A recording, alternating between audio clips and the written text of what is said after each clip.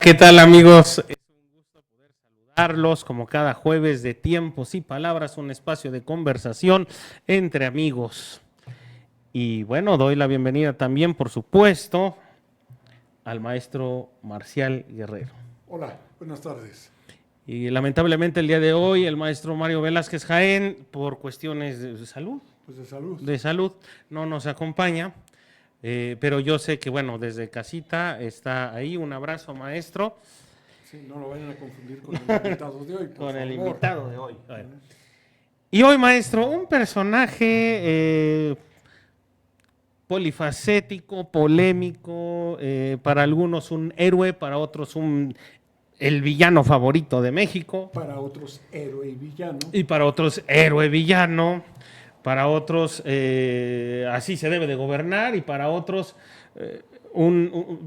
un episodio, no, bueno, no episodio, más que episodio. En la historia de México ya para hacer episodio, no. Yo creo que Más de 30 años. un capítulo enorme de querer, algunos querer borrarlo y otros seguir sus pasos, porque también la historia pues no hay que olvidarla, hay que aprender de ella para no cometer los mismos errores. Y es que el tema de hoy, amigos, amigas, es Porfirio Díaz, porque el pasado 2 de julio, justamente hace 110 años que falleció Porfirio Díaz allá en París, Francia.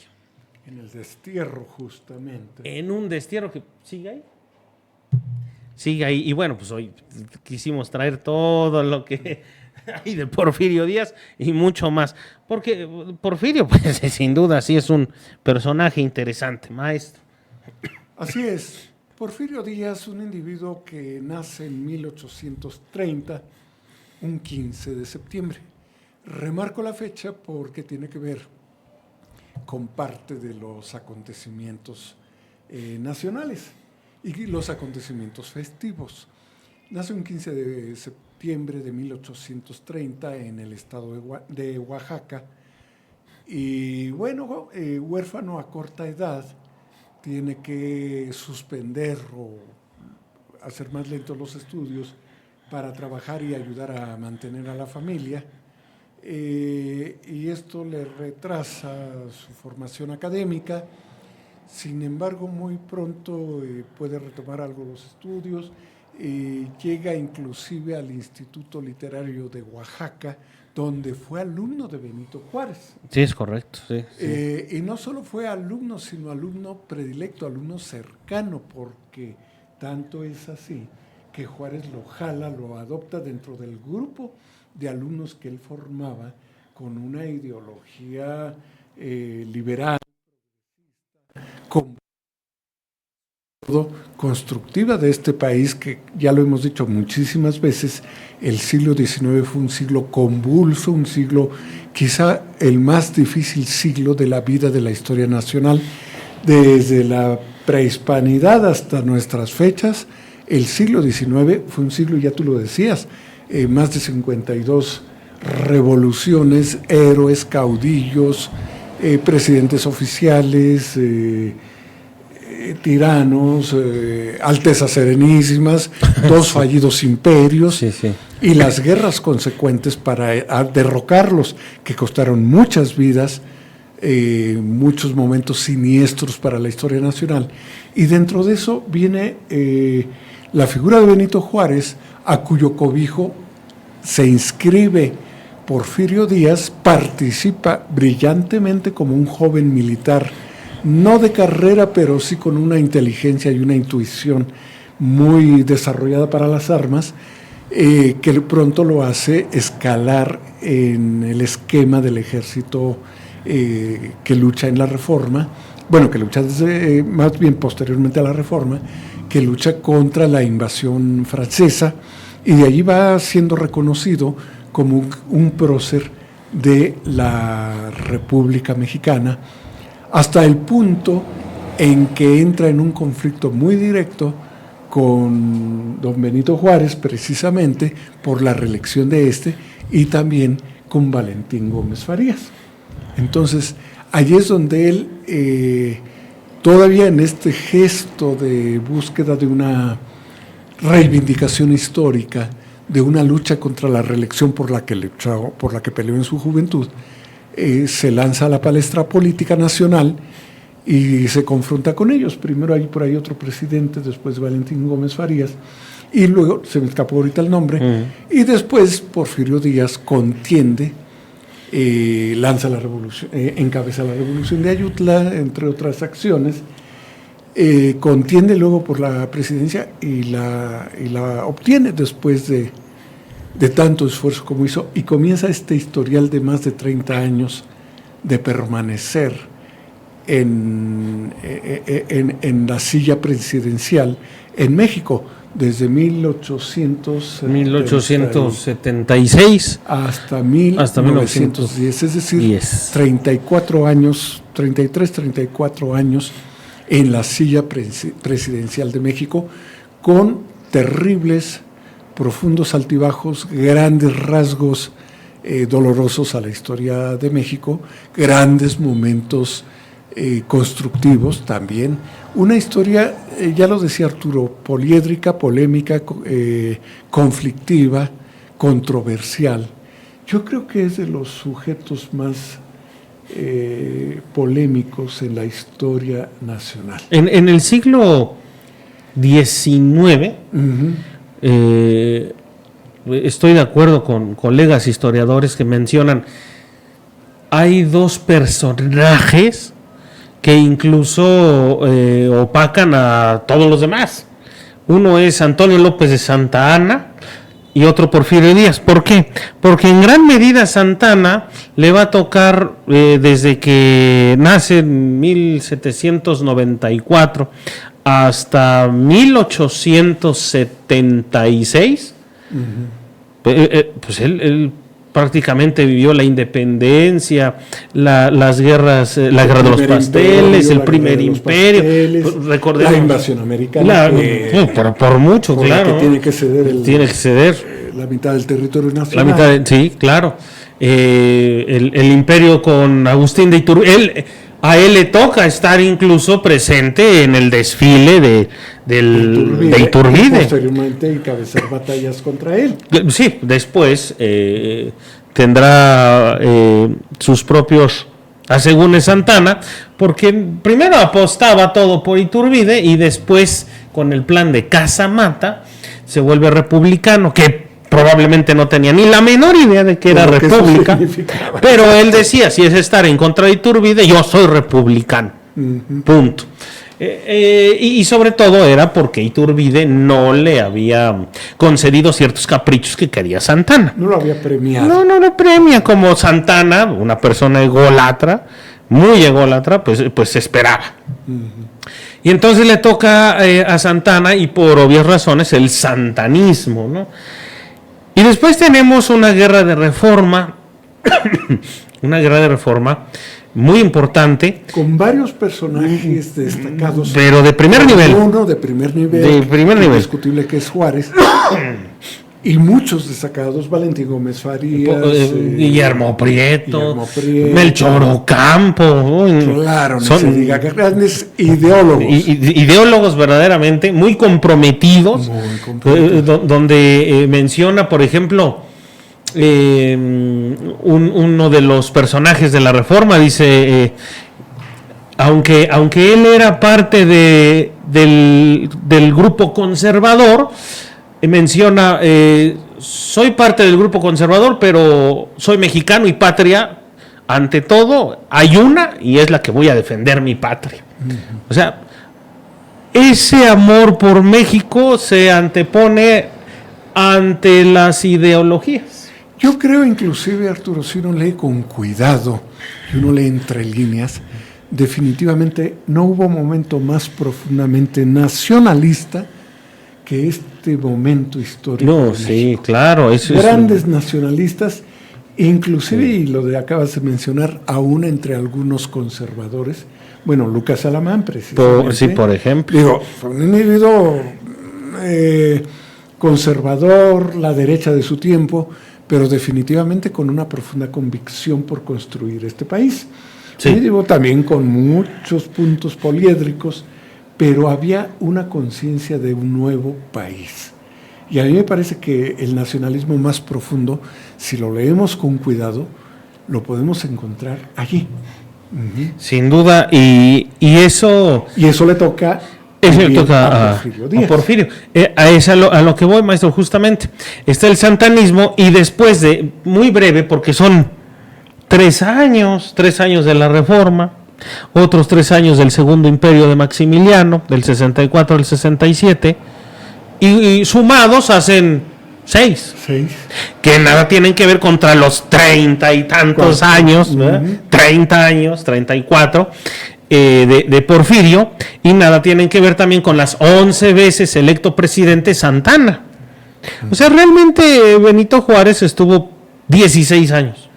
Sí, pero 16 años que se andaba muchos de los cuales de un lugar a otro, ¿no? Obligados por pues claro, circunstancias fue circunstancial de confrontación que se vivía para defender a la República. Claro, entonces digamos fue circunstancia, ¿no? Pero Porfirio llega, es el otro personaje del siglo XIX y que prácticamente desde que nace en 1830, pues ¿cuánto tiene México independiente? Apenas 10 años. Uh-huh, efectivamente. No, 9, porque es en el 21. Es en el 21. O sea, 9 años. 9 años. Prácticamente Porfirio nace con México. Eso es lo interesante. Exacto. En 1830, tiene apenas 9 años de haber sido independiente México y Porfirio nacía allá en Oaxaca. Y para variar, un 15 de septiembre. ¿Por qué es importante? Para variar. Digo, para la historia y las costumbres festivas de México. Pues, es importante porque el 15 de septiembre es el inicio del grito de Dolores. Porfirio Díaz lo marca como el inicio. Lo va a marcar, sí, claro. Porque es en la madrugada del 16. Del 16. Según las crónicas sí, claro. y la historia formal. Sí, es en la madrugada del 16, cuando el cura Hidalgo lanza aquel famoso grito y convoca a la gente a la lucha. Así es. Pero Porfirio Díaz prefiere acomoda la festividad al 15 de septiembre. Hay ahí una situación interesante porque coincide justamente con el cumpleaños de Porfirio. Ajá. Pero también ya se venía realizando esta festividad y curiosamente es por Maximiliano de Habsburgo. Maximiliano es el primer gobernante que va a Dolores Hidalgo in situ. Empieza a rememorar, ¿no? el grito que años antes haya hecho el cura Hidalgo. Y de ahí empieza esta tradición. Se ha dicho que Porfirio justamente aprovecha el 15 de septiembre para pues su cumpleaños y aparte el cumpleaños de la patria, pues bueno, los conjunta, ¿no? Se ahorraba una cena. Se ahorraba la cena, sí, claro. Bueno. Pero de 1830 hasta que Porfirio fallece, que es ya entrado los 85 años de edad, estamos hablando allá en París en 1915, pues de 1830 a 1915 a Porfirio Díaz le toca muchísimos episodios nacionales, muchísimos. Y entre ellos nada menos que el centenario del inicio de la Guerra de Independencia. Ni más ni menos. Que tiene mucho que ver con nosotros, con el Estado de Hidalgo, ¿recordarás? Por supuesto. Se lanza una convocatoria para que cada uno de los estados de la República, de la Federación, pues un monumento. Monten, exacto, sí, un monumento, algo que recuerde la gesta heroica de la independencia. Una simple estela de luz. Está bien, está bien, sí, exactamente. Entonces, ¿qué nos toca en Hidalgo? Perdón, en Hidalgo nos toca el llamado, pues cariñosamente por todos los hidalguenses, el reloj, ¿no? Es el monumento el reloj. Uh-huh. En una época en donde difícilmente las personas traían un reloj de pulsera, actualmente es lo más común, pero para hace 100 años eso era costosísimo, eso no era algo que se diera. No, eran de bolsillo. De bolsillo, exacto. Y entonces la idea era, bueno, pues el reloj dará la hora y todo mundo se va a dar cuenta de eso. Bueno, tiene una utilidad totalmente. Pero además, con su carillón, que daba campanadas cada cuarto de hora y cada hora, le hacía recordar a los pachuqueños la conmemoración del centenario del Grito de Independencia. Claro. Una obra, además, de tener un gran símbolo en el centenario, tiene 4 estatuas de mármol de Carrara, ¿sí?, con una significación histórica de 4 fechas de sucesos importantes. Sumamente importantes. Que había vivido México. 1810, el inicio de la independencia. 1821, la consumación. 1857 es las leyes de reforma, justamente. Y ya después llega el 57 y otra más que es la promulgación de las leyes de reforma. Así es, 1810, 1821, 1857 y la otra que es ya cuando se promulga en 1860. 61. Creo que sí. Sí, porque algunos dicen, no, pues 1910. No. Nada de revolución, todavía no estaba la revolución. No, ni el caso. Y además digo aquí importante, no voy a decir nombres, pero por allí una pseudohistoriadora un día en un libro que se publicó pero no se distribuyó, decía que eran las fechas en que se conmemoraba el centenario de la Guerra de Independencia. No es cierto. No, más lejano. O sea, eran fechas conmemorativas de la construcción de México desde la Guerra de Independencia, pero no que tuviera que ver con estos sucesos. Bueno, y es una de las obras conmemorativas que se hicieron en el país. Yo creo que es una de las más estéticamente, de las mejor logradas. Mármol de Carrara, el piso era también de mármol italiano, este piso de cuadros blancos y negros, con cantera de Tezuantla, y en una construcción en un estilo, pues que algunos califican de ecléctico, otros de nostalgias del Art Nouveau, pero definitivamente con una cúpula de cobre y una sonoridad que en la Pachuca de aquellos tiempos cubría cada cuarto de hora con sus campanadas. Entonces, una verdadera joya arquitectónica y conmemorativa que tenemos aquí. Lo que sí, bueno, esto se conmemora en septiembre de 1810, 100 años después, en 1910. Y en la capital, pues tenemos justamente aquí, una copia, un pequeño un adornito del famoso Ángel de la Independencia. El famoso ángel que hoy ocupa una de las principales rotondas Reforma, del Paseo de la Reforma. Paseo de la Reforma, y que cada uno de las partes ahí del ángel, pues que de hecho no es ángel, es la diosa Nike, diosa de la victoria. Nada más que bueno, pues le han llamado el ángel de la independencia, pero no es el ángel, en realidad es la diosa Nike de la libertad, de la victoria. Pero bueno, ya sabe que aquí que además era una tradición muy europea. Recordemos que si algo caracteriza la época de Porfirio Díaz es ese mirar frecuentemente al modelo de desarrollo europeo y muy concretamente al francés. Entonces, los monumentos conmemorativos, los arcos triunfales, los paseos gloriosos, los paseos como calzadas, venían de allá. Recordemos que el Paseo de la Reforma, que traza Maximiliano, era una copia del Paseo de los Campos Elíseos de París, de los campos, exactamente. Que tiene su leyenda romántica, ¿no? Que Carlota desde el balcón del Castillo de Chapultepec miraba a lo lejos cuando el carruaje de Maximiliano se acercaba, y pues en línea recta se ve perfectamente bien todo lo que era el paseo de la emperatriz. Y se ponía a calentar la sopa. No, seguramente, sí, claro.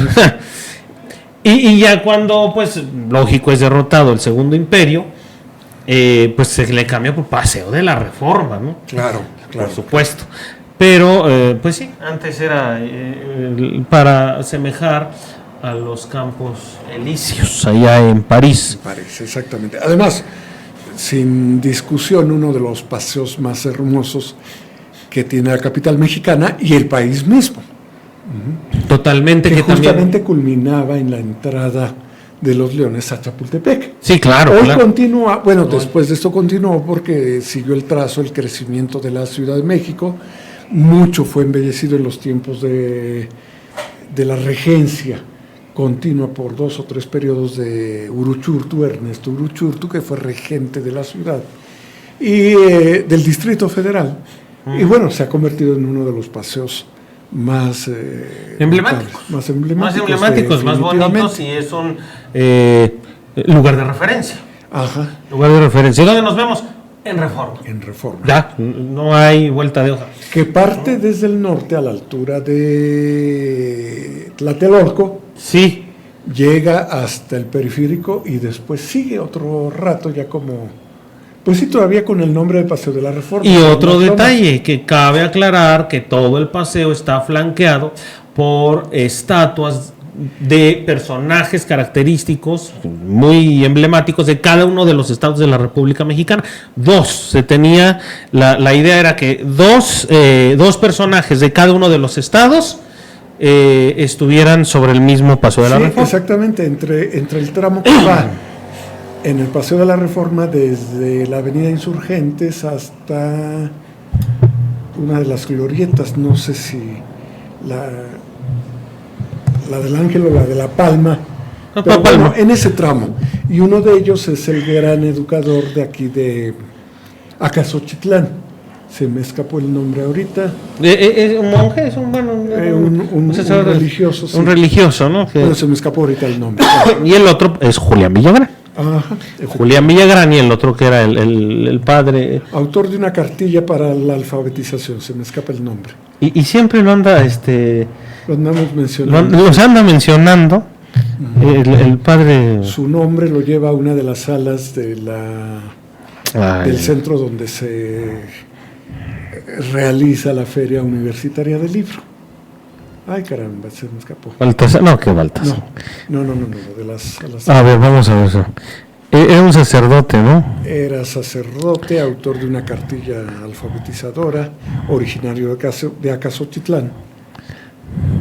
Mira. De la cartilla. Bueno, y que siempre lo andamos mencionando, pero hoy, bueno, se esconde en los meandros de la memoria. Uh-huh. Pues será aquí en no. Ya después lo veremos, porque si no ya nos acordaremos. Porque siempre viene la misma cartilla alfabetizadora y nunca nos acordamos del nombre de este personaje interesante. De la época de la colonia, ¿no? No, posterior. Posterior del siglo XVIII. Sí, bueno, sí, del virreinato más que de la colonia del virreinato. Sí. Bueno, pero justamente es lo que mencionábamos, y en ese llamado coloquialmente y cariñosamente a Ángel de la Independencia, ahí reposan los restos de los forjadores de esta nación: Morelos, Allende, Aldama, Miguel Hidalgo, Francisco Javier Mina, doña Leona Vicario, claro, doña Josefa Ortiz de Domínguez, y bueno, antes, porque me parece que ya actualmente ya no es así, no sé, no tengo el dato, se podía visitar, ¿no?, por toda la columna, se podía ascender con permiso especial. Me parece que ya no. Creo que ya no se puede. Ya no, porque pues sí era. Y cabe también mencionar que la diosa Nike, hubo un terremoto allá por los años 50, cuando era presidente Adolfo Ruiz Cortines, y se vino para abajo. 57, gracias. Se cayó, se fragmentó, se volvió lógicamente a hacer una nueva, que y tiene baño de oro. Lo que se rescató entonces me parece que se conserva en el Museo de la Ciudad de México. En el Museo de la sí, está el rostro de la diosa, pues todo abollado, pues desde cuántos metros se cayó, ¿verdad? Uh-huh. Obviamente. Ahora, lo interesante como dato curioso, este monumento fue diseñado y construido por el arquitecto Rivas Mercado. Antonio Rivas Mercado. Padre de Antonieta Rivas Mercado, Así mujer polémica, mujer interesantísima en la historia. Ya la abordaremos un día, maestro. Tenemos que abordarla. Antonieta Rivas Mercado. Personaje de primerísimo nivel, bien interesante. Tenemos que abordarla. Y que tiene mucho que ver con José Vasconcelos. José Vasconcelos. Una vida tormentosa, pero muy interesante. Sí, bastante interesante. Este personaje, Antonio Rivas Mercado, una anécdota curiosa es que le apodaban, el alias era El Oso, y que le decían El Oso porque según se contaba una leyenda familiar dentro de los Rivas Mercados, que era un señor muy corpulento y que él se jactaba de que en una de sus travesías en Europa había peleado con un oso y que le había ganado y que le decían El Oso al señor. Y si era corpulento, o sea, si era gordito, rechoncho, ¿no? Su casa Antonio. en la avenida Guerrero, cerca del Metro Hidalgo en la Ciudad de México, Sí. fue rescatada hace poco por el Sí. gobierno y construida como un museo de sitio, Sí. con mobiliario de la época para ilustrar Maravilloso. cómo era. Y además una joya, Sí. una casa pues construida en la primera década del siglo XX. Yo no he tenido oportunidad de conocerla más que por fotografías, Sí. pero vale la pena, si usted se escapa, visítela.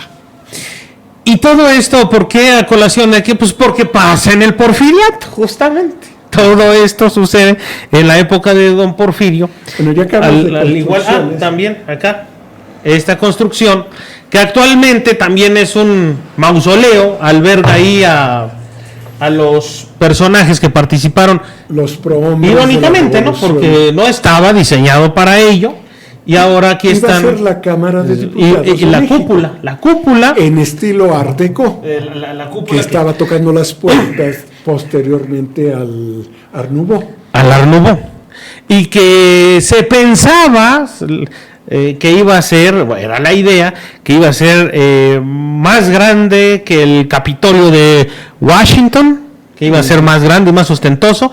Se quedó solo en sueños, no prosperó, obviamente. ¿Por qué? Por Revolución Mexicana. Se quedó la estructura y bueno, la pregunta era, ¿y ahora qué va a pasar con esa estructura? Pues ahí van a reposar los restos de todos los personajes que también, irónicamente, se llevaban pésimamente mal en vida. Digo, increíble, Carranza y Pancho Villa ahí cara a cara, pues ni en... Coincidentes en el mismo espacio. Sí, ahí en el mismo espacio, y yo le aseguro, maestro, que ni en sus peores pesadillas se hubieran imaginado ambos estar compartiendo ahí. Si usted ¿no? lo visita recientemente, en el centro se ha construido un elevador y arriba se ha configurado un mirador. Vale la pena también conocer esta parte del movimiento a la revolución, porque definitivamente es uno de los grandes iconos de la configuración urbanística de la Ciudad de México. Sí. Y bueno, otro más del que no veo por qué no trajiste la figura. Bellas Artes. Bellas Artes, otro personaje. Sí, y el Palacio Postal. Y el Palacio Postal, que son, bueno, y ya que estamos ahí, al lado justamente está el edificio Guardiola. El edificio, sí, claro, Guardiola.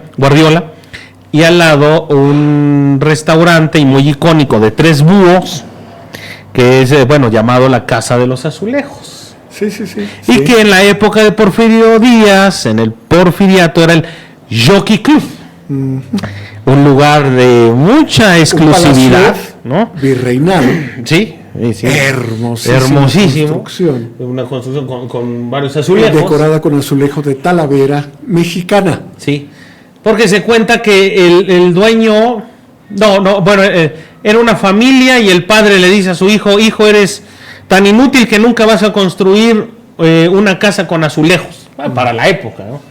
Y le dice, pues, ¿qué crees? Que sí construí, y es por eso en la Casa de los Azulejos. O sea, le dejó a su padre una lección de sí se pudo.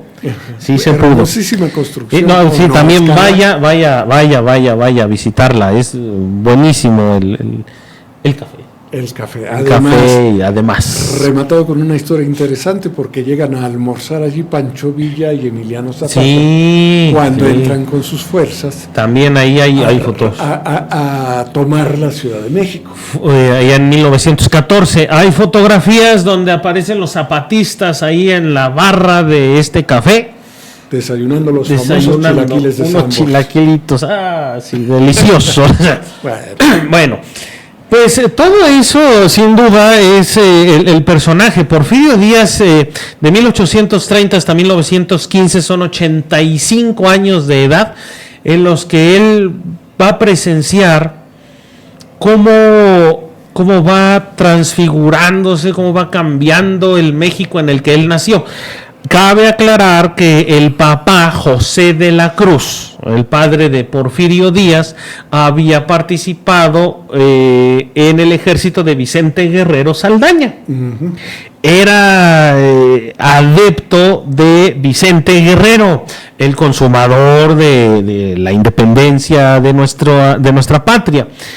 Entonces, pues Porfirio, que pierde a su padre a los 3 años de edad, pues se le queda seguramente muy marcado, ¿no? Mi padre había participado con Vicente Guerrero, esas heroicas escaramuzas por luchar por una causa justa, la libertad de nuestro país. Va creciendo, su madre, pues su mamá tiene un mesón, casa, ¿no? Sí, una casa de huéspedes, de asistencia, un mesón. No existía el concepto de hotel que hoy tenemos. No era hotel, era un mesón, se le llamaba el Mesón de la Soledad, que por cierto actualmente, si usted tiene la oportunidad de ir a Oaxaca, el Mesón de la Soledad hoy es una escuela primaria. Es una escuela primaria y está justo al lado de la iglesia de la Soledad. En una plaza hermosísima, los rincones más hermosos que tiene la ciudad de Oaxaca, que ya es exagerado decirlo porque tiene muchísimos esta ciudad. Uh-huh. Y Porfirio, pues nace en el mesón, desde muy pequeño se dedica es muy, muy vivaz. Se dedica a hacer mucho ejercicio, también aprende oficio de zapatero, herrero, carpintería, muy activo, muy inquieto el muchacho. Tiene a su hermano Félix Díaz, y muy unidos ambos hermanos. Y surgirá pues la época, ellos viven la época del santanismo, pues a los 15 años, 17, le toca ver cómo se fragmenta México en la guerra de Estados Unidos contra México, la guerra de intervención norteamericana, y también le toca la guerra de los pasteles. Porfirio va creciendo y va a ser seminarista. Al final decide que no va a ser seminarista y entra al Instituto Científico Literario de Oaxaca.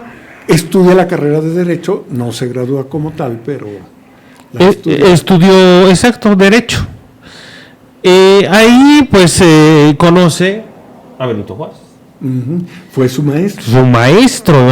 Esto es interesante porque pues Benito Juárez va a influir en Porfirio. Incluso Benito Juárez se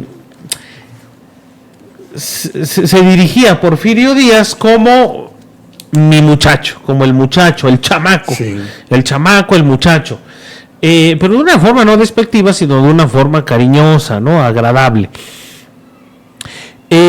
Surge la Revolución de Ayutla. Con esta revolución se expulsa, se va al exilio Antonio López de Santa Anna y llegarán pues los liberales, ¿no? Llega Juan Álvarez, el presidente, después será el viejo héroe de la independencia, que ha participado igual con Vicente Guerrero. Y después llegará Melchor Ocampo, otro personaje interesante en la vida de Porfirio y en la vida de Benito Juárez. Y surge una lucha que ya se venía pues cosechando, que es la lucha entre liberales y conservadores. Y yo creo, maestro, cabe hacer una aclaración, yo creo que hasta el día de hoy México sigue teniendo una pequeña pugna entre liberales y conservadores. ¿Tú crees? Bueno, yo al tiempo. ¿No te lo estarás imaginando? No, yo no creo que ¿No será alguna fantasía? Una fantasía. Mira, se comenta que México está ya muy unido. Yo creo que todavía hay conservadores liberales, claro, republicanos y otros que les hace ruido la República. Efectivamente. Dijo, o sea, efectivamente. Hace ruido. Bueno, ese será para análisis de antropólogos y sociólogos. Porfirio lucha. Esto es interesante porque Porfirio Díaz en la batalla de Puebla, ya del 5 de mayo, con Ignacio Zaragoza, está Porfirio Díaz luchando en esa batalla. Luchando denodadamente. Y luchando, se le reconoce su entrega y su habilidad militar. Y le disparan y a pesar de que le disparan, a pesar de todas estas situaciones que vive, Porfirio definitivamente sale airoso. Sí. Hace escapes de personajes interesantes de la historia, ¿no? Casi, legendarios, ¿no? Sí. Con una soga, logra fugarse, cae en un corral lleno de cerdos, todo enlodado, se fuga porque estaba preso, ¿no? por los franceses. Se van a Oaxaca, forma una Guardia Nacional, que aunque no estaba del todo inclusive legal, se le la formó como jefe militar y él prefiere seguir luchando en una especie de guerra de guerrillas. Sí, claro, con su Guardia Nacional. Reconoce que tiene mucho más habilidad para hacer esto y logra molestar, pero muchísimo al ejército extranjero. Uh-huh. Sí. Y al final hay una fecha que pues casi no se recuerda. En la época porfirista, por supuesto que se recordaba que era el 2 de abril. Efectivamente. El 2 de abril. Otra participación gloriosa. Porque Porfirio, en Puebla, Porfirio Díaz logra que se rindan los franceses. Uh-huh. Se marchen los franceses de territorio nacional. Perdón. Y por fin Puebla es liberada y con esto pues todo el territorio nacional es liberado un 2 de abril del 1867. Y al poco tiempo cae en Querétaro. Sí, claro, también cae es el remate de el remate en junio, lo platicábamos el jueves pasado, ¿no? Acerca de Maximiliano. Junio del 67 es fusilado y Puebla en abril es liberada. ¿Gracias a quién? A Porfirio Díaz. Porfirio Díaz es el que logró esta hazaña. Qué triste que actualmente prácticamente el 2 de abril pasa totalmente desapercibido. Sin gloria y sin nada.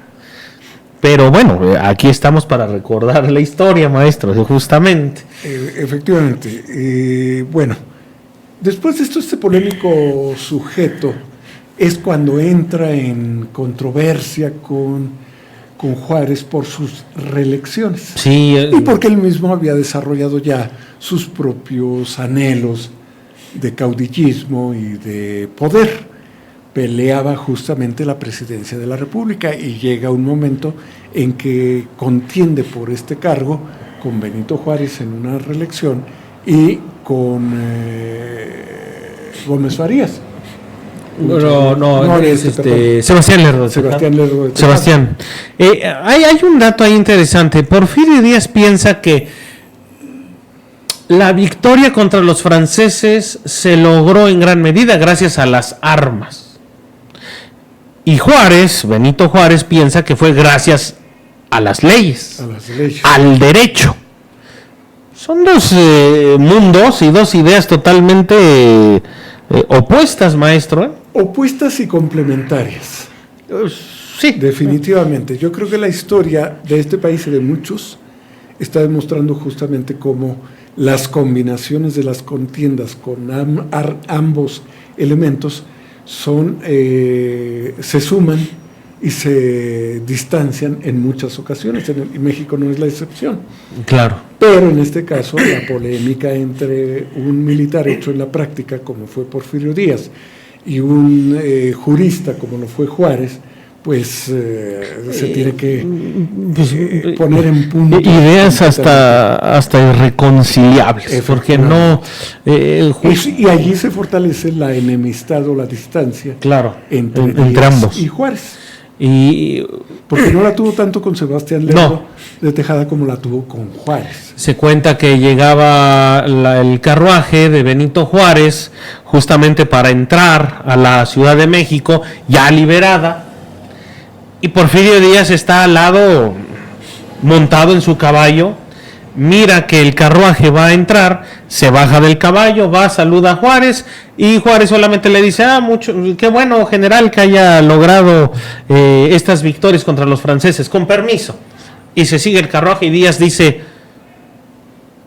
o sea, fue gracias a mí y ni siquiera me ofrece que yo suba al carruaje al lado de él.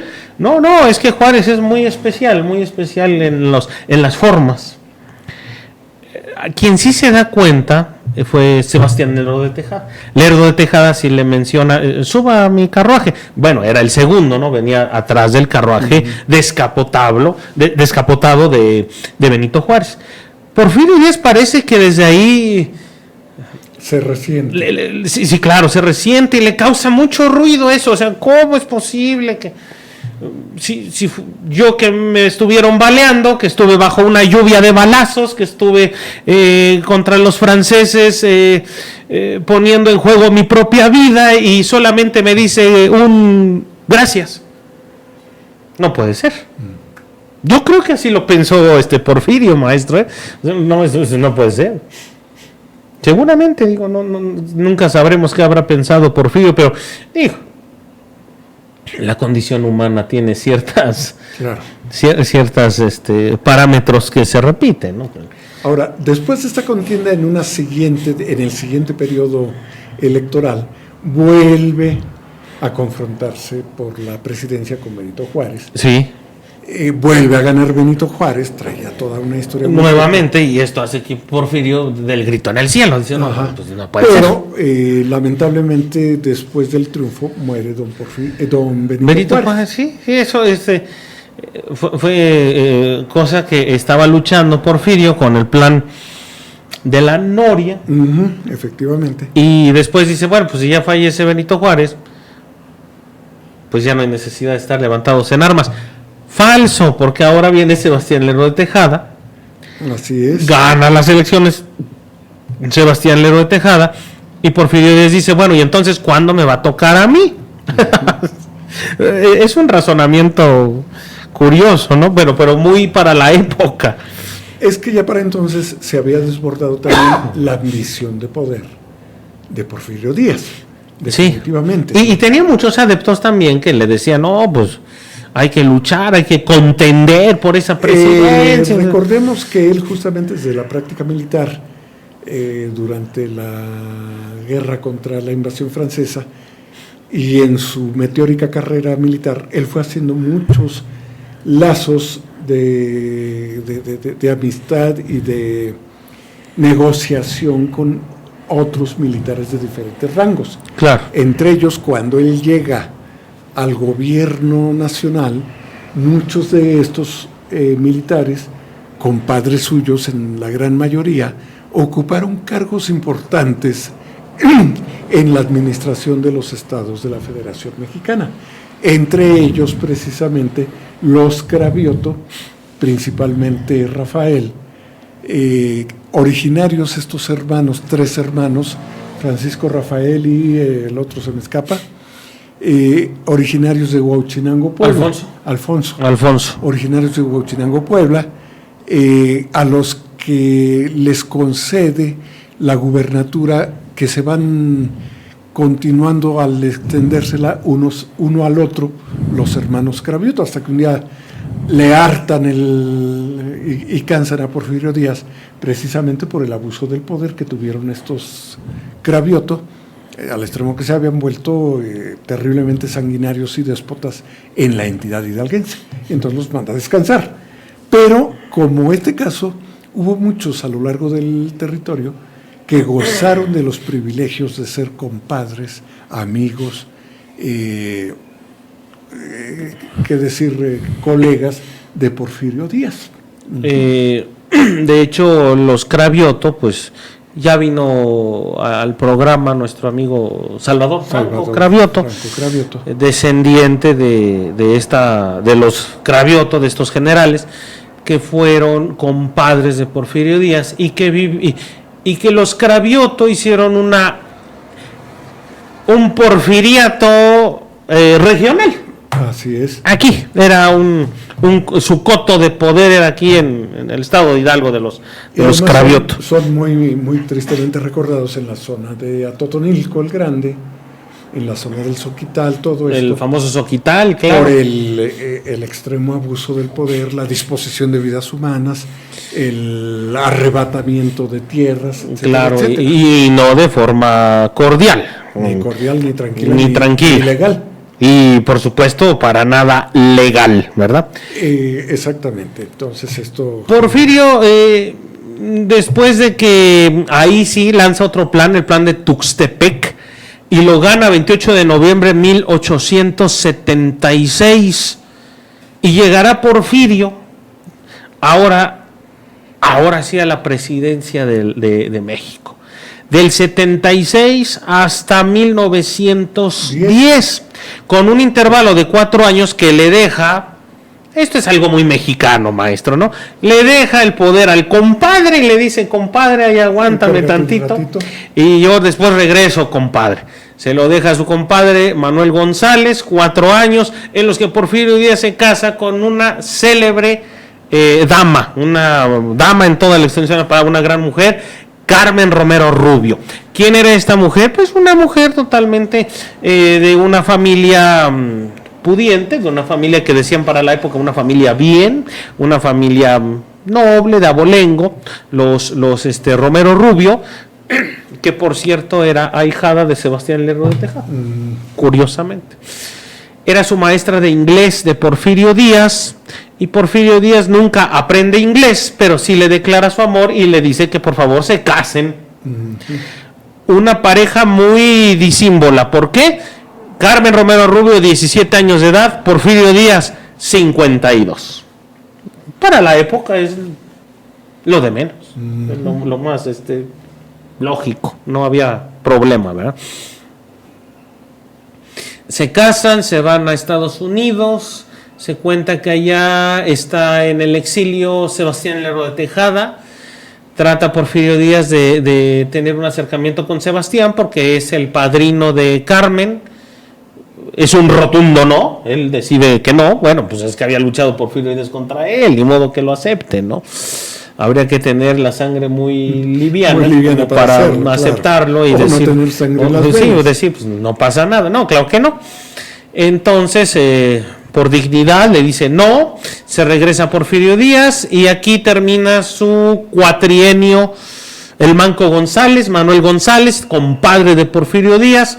Estamos hablando de 1884. Y del 84 a 1910 ya no dejó la silla Porfirio. Ya no la deja. Cada 4 años se reelegía. Cada 4 años se reelige y se reelige. Contra los lerdistas hay igual una leyenda urbana que menciona que le dicen allá en Veracruz, le comentan, hay lerdistas todavía contra usted, general, ¿qué hacemos? Mátalos en caliente. Cógelos en frío y mátalos en caliente. Ahí está. Es la expresión. Ni más ni menos. Que queda registrada en la historia. Sí, que cógelos en frío y mátalos en caliente. Así. Es decir, sin juicios, no. Porfirio era muy pragmático en ese aspecto. Sí. Todo este porfiriato, ¿qué pasa? ¿Hay paz? Pues una paz relativa, maestro. Una paz relativa. Una paz a punta de golpes. Más que paz, control férreo. Un control. Y decían, no es una paz con Z, es una paz así de balazos. Paz forzosa. Paz de que ahí viene el oscuro del personaje. Una paz en la que muchas personas que ni la debían ni la temían, maestro, solamente eran dueños de unas parcelas o de unas hectáreas, pero deseadas por otros. Alguna familia de rancio abolengo, con padres o cercanos a Porfirio Díaz que la querían, y con este solo hecho y esta sola posición social tenían derecho a ellas, claro, por concesión del poder. Y eran llevados de manera los indígenas forzosa, los yaquis que fueron enviados a Valle Nacional. A Valle Nacional en Oaxaca. Allá en Oaxaca. ¿Qué es Valle Nacional? Valle Nacional se dice que era un lugar, bueno, ha de ser todavía, por supuesto, ¿no? Un lugar en Oaxaca inexpugnable. O sea, una situación en el que el que entraba no salía vivo. Uh-huh. A punta de chicotazos, de malos tratos, inhumanos. Condiciones verdaderamente esclavizantes. Esclavizantes. Porque no tenían ni salario ni mucho menos. Que lo mismo pasa en el sur del país, allá en las haciendas enequeneras. Y las cafetaleras. También las cafetaleras. Recordemos, eso me llama mucho la atención, maestro. Pues, un pequeño paréntesis. Un familiar, bueno, mi madre me dice, voy a ir a un lugar paradisíaco actualmente, allá en el sur, llamado Cancún. Uh-huh. Y le digo, qué curioso, mamá, que actualmente todo el mundo quiere ir a Cancún. En la época de Porfirio Díaz era lo peor que te podía suceder, porque era un lugar lleno de condiciones infrahumanas y, por supuesto, derechos humanos inexistentes. Allá los llevaban en condiciones insalubres, en condiciones esclavizantes, infames. Además faltaba que les pusieran cocodrilos y víboras para que pues no existía, maestra, pues existía. El ecosistema no es el de actualmente, pero el ecosistema de hace 100 años sí era una pequeña selvita, ahí lo que ahora es una gran selva. Bueno, sí, una pequeña, espléndida, ¿no? Sí. Minimicemos. Me tocó conocerla en el 69 antes de que fuera el emporio que al año siguiente empezó a construirse, porque esa es la obra ¿Y qué tal era? Una selva. Era una selva. Una selva con pobladito y condiciones con palapas mínimas. ¿Y qué pasa en una selva? Pues las condiciones no son muy favorables para vivir tranquilamente. Bueno, porque no has leído las novelas de Tarzán, pero allí verías que sí. Ahí veríamos que sí. Bueno, pero todos estos personajes pues eran llevados contra su voluntad. Por supuesto, contra la voluntad. Y era la antesala del infierno y de la muerte. Claro. Chiapas otro tanto, ¿no? Entonces, recordemos las fincas cafetaleras en el Soconusco y todo esto que mucho nos narra de las condiciones infames con las que eran tratados los indígenas. ¿Sí? Nos las narra Bruno Traven en sus cuentos y novelas como La Rebelión de los Colgados. Eso iba a mencionar, maestro. Uh-huh. La Rebelión de los Colgados y también México Bárbaro, uh-huh, de John Kenneth Turner, ¿no? Uh-huh. México Bárbaro. Y no se queda corto en el título, No. México inclemente, que por cierto, muy recomendado, amigos, amigas que nos están escuchando, vaya rápidamente, busque México Bárbaro de John Kenneth Turner, porque hay un capítulo que justamente aborda cómo se vivía en Pachuca, Hidalgo, maestro, cómo eran nuestros amigos los Cravioto y cómo se vivía, y menciona también el Soquital, Turner, en su libro. Es un libro revelador, es un... Totalmente. Interesante. Entonces, no podemos decir, lo lamento, el general Porfirio, pero no podemos decir que todo fue maravilloso. Podemos hacerle así. Ya lo ponemos atrás al maestro. Bueno. Ya, pobre Porfirio. Pero bueno, pues sí, es que lamentablemente no podemos decir que todo haya sido Ya no quiere, ya se quiere molestó. pararse, ya se molestó. Que todo fue dulzura. No, creo que no. Claro que no. Y como gobernante le toca vivir, no se sabe qué tanto lo decide él porque trae una formación muy decimonónica, poco decidido para grandes medidas, con una formación en ciencias económicas de la época no muy avanzada, pero que sí forma un equipo de asesores que tuvieran la formación académica de la época. Tanto es así que se llegan a llamar el equipo de los científicos. Los científicos. Y gracias a ellos y al empuje que traía desde Europa y desde Estados Unidos la nueva tecnología, algo así como una nueva revolución industrial, entonces esto hace que se abra México a la inversión para la construcción de ferrocarriles.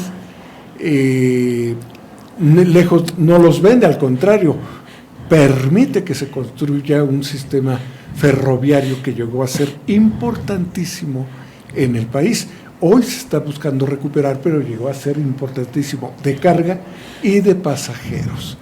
Empieza a entrar el petróleo, a trabajarse el petróleo como un combustible nuevo que va desarrollando toda una tecnología a pasos agigantados y que además tiene también, por otra parte, igual que muchos de sus casos, como gente que no quería vender sus tierras porque estaba muy apegado a ellas, pues se les obliga y son asesinados, son corridos, son de la manera más terrible, con toda la aprobación del gobierno. Vea para esto la película La Rosa Blanca, película que estuvo enlatada muchísimo tiempo, hasta hace unos 2 o 3 años. Reveladora. Pero totalmente, véala, es magnífica. Y vale está también inspirada en una novela de Bruno Traven. De Bruno Traven. Y vale también la pena mencionar que igual si puede buscar bibliografía sobre Tomochic, Cananea, Río Blanco, que las grandes fábricas de textiles, que fue una de las primeras líneas industriales progresistas en México, además de las minas. Y es decir, México se va modernizando a veces a pesar de Porfirio Díaz, pero con la visión de muchos de sus científicos, Ives Limantur entre ellos. O sea, entendían la necesidad. Y en la educación, gente brillante como lo fue don Justo Sierra. Justo Sierra. Es que cabe mencionar que sí, los científicos eran personajes de amplio nivel. No voy a decir que lo mismo que fue el grupo que participó en la Reforma, no, pero sí tenían lo suyo. Digo, Justo Sierra y sus ideas en educación. Eran tecnócratas de la época. Claro. Y José Ives Limantur, donde logra que un peso sea equivalente a $1. Peso por dólar.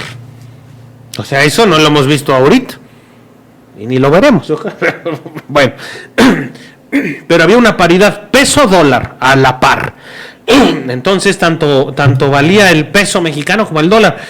Aparte de que eran monedas de plata. El patrón, plata pura, que era el patrón, y que eso le daba el mayor peso y la mayor seguridad al que aportaba el peso. Y bueno, ¿vías férreas, maestro? Uy, las vías férreas. Millones de kilómetros, miles y miles. Se empiezan a trazar ya las carreteras y se empieza también a desarrollar, empiezan a entrar y a adquirirse más autos movidos por gasolina. Pero antes de ello, las fábricas y los ferrocarriles, que son las venas totalmente de todo México. Son las venas por las que hay una gran revolución industrial en México, y aparte de que México se abre al extranjero y se abre también llevando cultura de un orgullo prehispánico. Recordemos en la muestra cultural allá en París, la exposición de 1900 se llevaba el orgullo de lo prehispánico. Del indígena prehispánico, no del indígena contemporáneo. No, prehispánico, sí, claro. De los Cuauhtémoc, de los Moctezuma, de los aztecas. Mexicas aztecas, pero no se llevaba el contemporáneo. Incluso se decía que cuando fue la fiesta del centenario y que bueno, Porfirio Díaz echó la casa por la ventana, pues había una restricción de que no entraran a lo que actualmente es el Zócalo capitalino, ¿no?, de la Ciudad de México, no entraran indígenas porque afeaban el contexto entre tantos invitados notables de honor y del mundo, y luego pues todos Simplemente para que usted imagine el clasismo y el racismo de la sociedad refinada porfirista, que era la mínima. Busque allí en el internet, que seguramente la encontrará, los menús de la época. Sí, claro. Verdaderamente marcaba el contraste. Pero bueno, a modo de colofón por el tiempo, Arturo, viene el colofón. Viene el cansancio, vienen las nuevas mentalidades, vienen la revolución, los Cerdán, y desde luego quien conjunta todo esto, lo enarbola y provoca el cambio, es Francisco Madero, la Revolución Mexicana, y el derrocamiento en poco tiempo de Porfirio Díaz, que en menos de un año de lucha hace sus maletas, lo pone en el Ipiranga y lo despide. Y se va. Y una cosa importante, quizá de la época de las revoluciones que arrancan en 1910 y terminan las guerras armadas en 1920 más o menos, quizá la época menos sangrienta es esta. Después vienen épocas mucho más sangrientas. Sí, por supuesto. Bueno, se va don Porfirio y nada más a modo de colofón. Llega a España, a La Coruña, lo rechazan, le gritan hasta lo indecible por su tiranía, se siente incómodo, se va, escapa un rato a Suiza para que le curen la boca, no sé cuánto. Sí, pero tenía un dolor de muelas, pues curiosamente. ¿cómo no? Un dolor de muelas, dice que en sus memorias, mencionaban que se está embarcando en el Ipiranga, allá en Veracruz. Barco alemán, por cierto.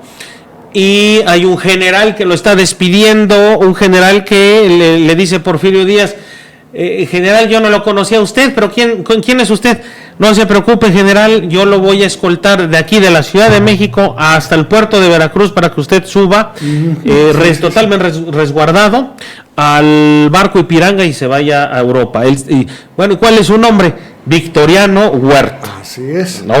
Otro personaje. Después de esto llega a París, lleva una fortuna considerable y vive allá en el abandono, en la nostalgia, en la tristeza. Nostalgia y tristeza total. Llega en el 11 y muere en el 15. 4 años. Allá hay un libro, ya igual como corolario, Relatos de familia de Carlos Tello Díaz. Carlos Tello Díaz es pariente, bisnieto, pariente de Porfirio Díaz. Y vale la pena leerlo porque ahí menciona justamente los años en el exilio, años en el que incluso hay una fotografía fabulosa. Al fondo se ven las pirámides de Egipto, las pirámides de Giza, y Porfirio Díaz está montado en un asno, en un burro.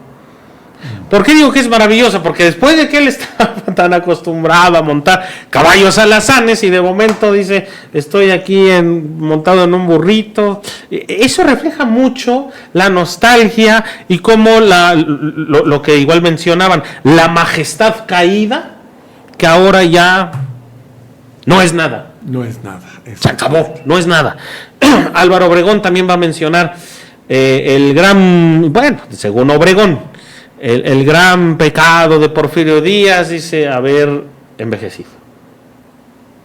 No haber sabido envejecer, quizás. O aún mejor, lo que acaba de mencionar, maestro, aún mejor, no saber decir, aquí ya basta. Si hasta los niños lo dicen en las piñatas, ya le diste una, ya diste tres, ya tu tiempo se acabó. Dice, hay que este es un personaje muy interesante, controvertido, polémico. Y que sigue allá. Allá sí, en París. Ha habido intentos de traer con Allá. gloria, bombo y platillos sus Pues restos, pero ha habido mucho rechazo. No, mucho rechazo. Independientemente de la historia oficial, lo cierto es que sí es un individuo que dejó una estela dolorosa, aparte de que tuvo también, visto con un enfoque dialéctico, tuvo también puntos constructivos con la historia de México. Pues es lo que quisimos compartirle hoy. Espero que le haya interesado, que Sí, le esta despierte la curiosidad por interesante. leer e informarse un poco más de don Porfirio Díaz. De Y Porfirio. nada más un detalle antes de irnos. Ya me acordé del personaje. Genial. Don Nicolás García, el padre Nicolás García de San Vicente. Nicolás García de San Vicente. Siempre se nos olvida. Sí. Ya, vamos a poner Es allá que en no cabina. aprendimos a leer en su cartilla, sino en un método, en el de Torres Quintero. Así, Vamos a poner allá en cabina, allá al lado de nuestro productor. para Ahí. que no se nos olvide. Allá San Nicolás García de San Vicente. Así que lo recordamos, además un personaje, un día hablaremos de él. Un día hablaremos de él, sí, claro que sí. Y Pues pues sí, 110 años en los que sigue Porfirio Díaz allá en el exilio. Igual, si un día tiene la posibilidad de ir a París, vaya ahí a Montparnasse, al cementerio. Al cementerio de Montparnasse, y además de la de Porfirio Díaz va usted a encontrarse Otras tumbas una cantidad interesantes. de ¿no? tumbas Me interesantes. parece que también está de definitivamente. Simone de Beauvoir, y Simone de Beauvoir. Jean-Paul Sartre, No sé si y está también el señor este de En busca del tiempo perdido. Camus. No. ¿No es Camus? Camus también está allí. Camus, No, ajá. En busca del tiempo perdido. Uy, ahorita. Bueno, una cantidad. ¿Marcuse? No. Bueno, ahorita lo hago. Proust. De Proust, Marcel Proust. Entonces, no solamente por Porfirio, pero puede usted ver otras situaciones allá, personajes, bueno, Víctor Hugo también. creo que Víctor está allí. Hugo también, Víctor sí, Hugo. allá en Montparnasse. Y bueno, allá seguirá Porfirio, lamentándose porque se dice que la última idea de Porfirio era regresar a Oaxaca y ser justamente sepultado a un lado del mesón de su madre, de Petrona, que era la iglesia de la Soledad. Exactamente. Así que, bueno, qué dicha nosotros que podemos ir a Oaxaca, entrar a la iglesia de la Soledad y saber Verla limpia. verla limpia Personaje. y ver que Porfirio Díaz daría cualquier cosa por estar ahí. Ahí. Pues muchas gracias, maestro Marcial. Gracias, Arturo. Es un honor, un placer. Maestro Mario, un saludote, un saludo a la distancia. Un saludo a Josué. Un saludo, por supuesto, allá a nuestro productor, allá en cabina. Y nosotros nos vamos. Pero usted se queda. Sí, ¿en qué? Pues en Radio JMS, por supuesto. Hay en otro programa de sumo interés. De Tiempos y Palabras, nos despedimos y nos vemos hasta el próximo jueves. Hasta la próxima.